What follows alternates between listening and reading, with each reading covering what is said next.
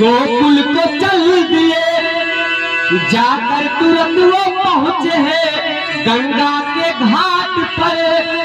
जाकर तुरंत वो पहुंचे हैं गंगा के घाट पर। गंगा के घाट पर लटका दिए हैं पाँव को जमुना की गोद में।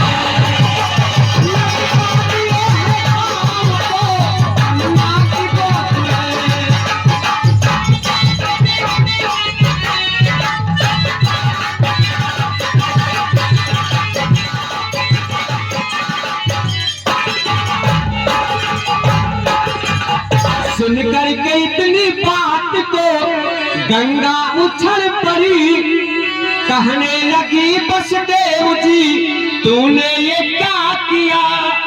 कहने लगी वसुदेव जी तूने ये क्या किया।